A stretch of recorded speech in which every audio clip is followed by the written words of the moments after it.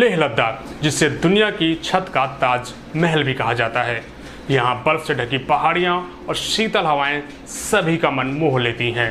लेकिन आज यहाँ पे ऐसा क्या है कि माहौल एकदम गर्मा गर्म है। हर तरफ पथराव, निराशा और हिंसा है। कहीं आगजनी तो कहीं भीषण दंगा है। और ऐसे माहौल में 4 लोगों की मौत और 30 से ज़्यादा लोगों के घायल होने की खबर आ रही है। लेह लद्दाख में ऐसी स्थिति क्यों बनी और इसकी क्या वजह हैं, इन सभी पे बात करेंगे और बारी बारी से सारी चीज़ें क्लियर करने की कोशिश करेंगे। नमस्ते, मेरा नाम है अंकित। पूरी जानकारी के लिए वीडियो में अंत तक बने रहिए। ये बताते हुए बहुत दुख हो रहा है कि आज लेह शहर में कुछ बड़े पैमाने पर हिंसा और तोड़-फोड़ होने लगी। कई कार्यालयों को तोड़ा गया, आग लगा दी गई और गाड़ियों को पुलिस के आग लगा दी गई। इससे पहले मैं आपको ये बताऊं कि कल यहाँ पर जो 35 दिन के अनशन पे बैठे थे, उनमें से 2 लोग अस्पताल में उन्हें ले जाना पड़ा बहुत गंभीर स्थिति में। इससे लोगों में बहुत रोष जागा और आज पूरे लेह में बंद की घोषणा की गई और फिर युवा पीढ़ी हज़ारों की संख्या में बाहर आ गए। कुछ लोग सोचते हैं कि ये हमारे समर्थक थे। मैं कहूँगा हमारे समर्थक से ज़्यादा, हालांकि समर्थक पूरा लद्दाख है इस मुद्दे पर, लद्दाख के, मगर ये युवा पीढ़ी का बड़ास था, एक तरह का जेन ज़ी रेवोल्यूशन जो कि उनको सड़कों पे लाया। 5 सालों से वो बेरोज़गार हैं। एक के बाद एक बहाने करके उन्हें नौकरियों से बाहर रखा जा रहा है और फिर लद्दाख को संरक्षण नहीं दे रहे हैं। मैं हमेशा बोलता आया हूं कि ये नुस्खा है समाज में अनरेस्ट का, सोशल अनरेस्ट का, कि आप बिना कामकाज के युवा को रखें और उनके जो लोकतांत्रिक अधिकार हैं उनको भी छीन लें ना। आज यहाँ पर कोई लोकतंत्र का मंच नहीं है और 6वां शेड्यूल जिसकी घोषणा की थी, वचन दिया था, वो भी नहीं माना गया। फिलहाल मैं इनमें नहीं जाना चाहूँगा। मैं अपील करता हूँ लद्दाख के युवा पीढ़ी से कि वो जो भी हो इस रास्ते पर न चलें, हिंसा के रास्ते पर।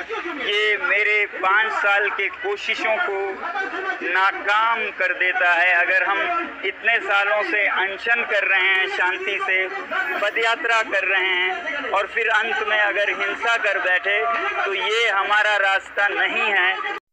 सबसे पहले समझते हैं मुद्दे की जड़।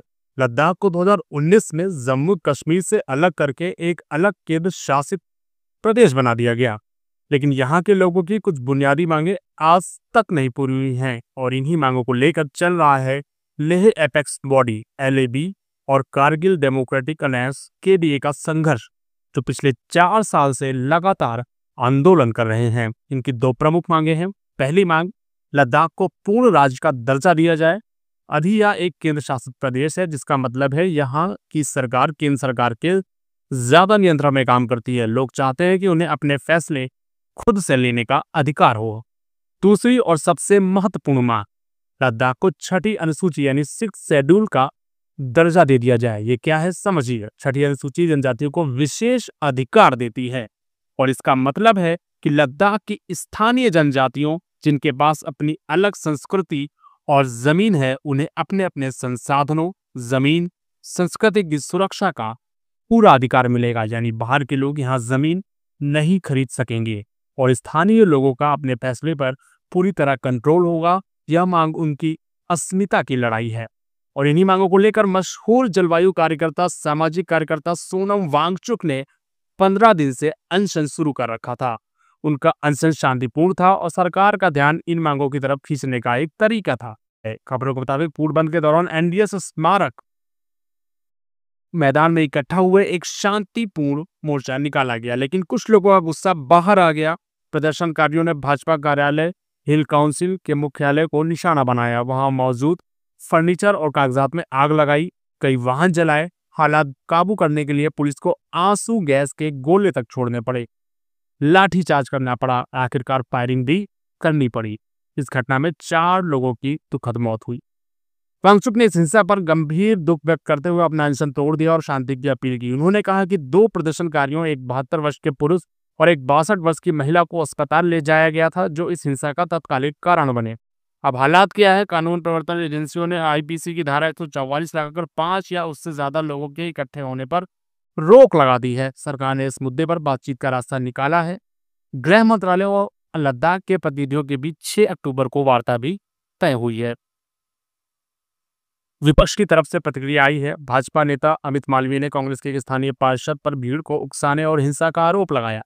उन्होंने सोशल मीडिया पर तस्वीरें साझा करते हुए कहा कि यह शख्स भाजपा कार्यालय पर हिंसा में हिस्सा लेता हुआ दिखाई दे रहा है।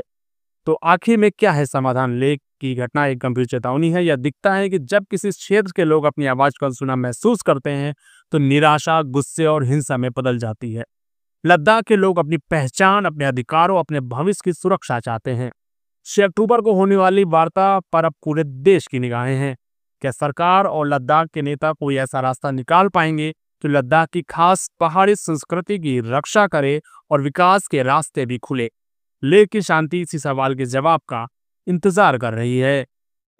आप इस हिस्से पर क्या सोचते हैं? कमेंट्स में हमें ज़रूर बताएं। अगर आपने धरा साक्षी को सब्सक्राइब नहीं किया है तो ज़रूर कर लें, जिससे आने वाली कोई भी वीडियो मिस ना हो।